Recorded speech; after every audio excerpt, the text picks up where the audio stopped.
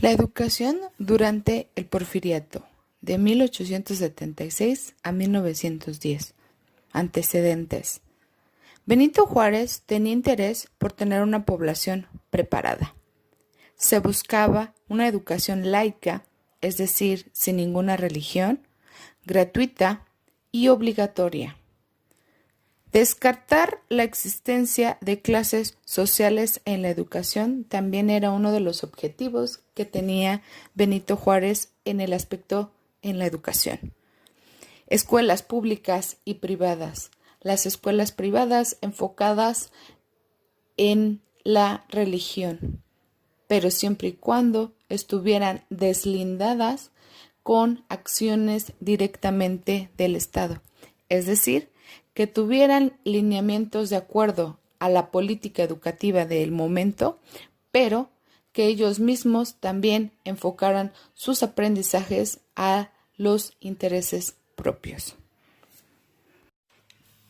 Política educativa durante el Porfiriato. En 1867 se promulga la Ley Orgánica de Instrucción Pública. En ella se establecía una educación gratuita, obligatoria y libre de una doctrina religiosa. En 1881 se inicia la apertura de escuelas normales, teniendo como objetivo de instruir a los maestros y maestras, con ideas influenciadas en el positivismo y con corte liberal. La Escuela Nacional Preparatoria tuvo cambios.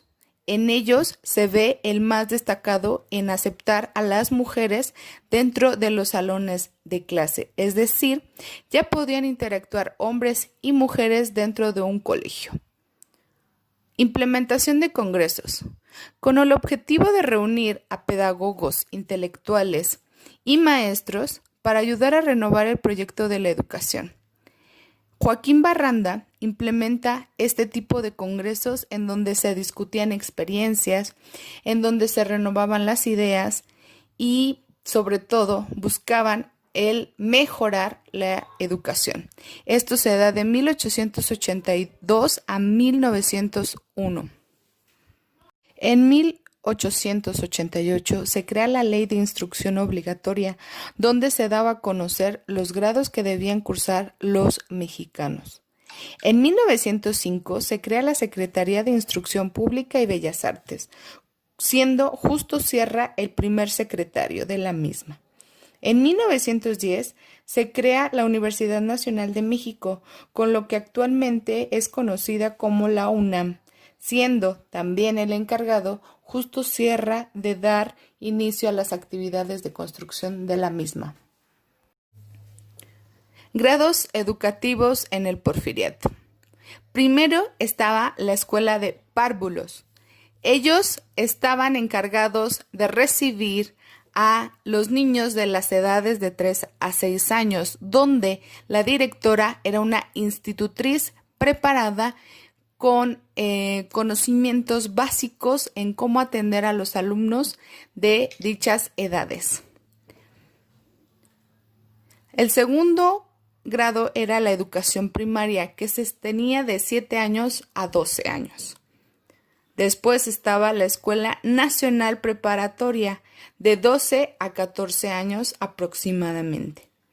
Y por último estaba la Universidad o Normal, que era de los 14 a los 17 años. Es por ello que durante el Porfiriato la gente preparada era muy joven, y a esa gente que llegaba a prepararse hasta el último grado de estudios se le conocía como científicos durante el Porfiriato. Orientaciones teóricas durante el Porfiriato. La primera fue la educación tradicional. En ella se les enseñaba a los profesores en las escuelas normales a ser los únicos sujetos con la autoridad y el conocimiento, sin que los alumnos llegaran a opinar cosas al respecto, hasta encontrarse en un grado educativo para convertirse en científico, es decir, hasta que llegaban a la universidad o a una normal. La siguiente es la educación social. Es aquella práctica en la que existe un tipo de educación en donde se comienzan a producir las investigaciones por los alumnos. Solo se daba en el grado universitario.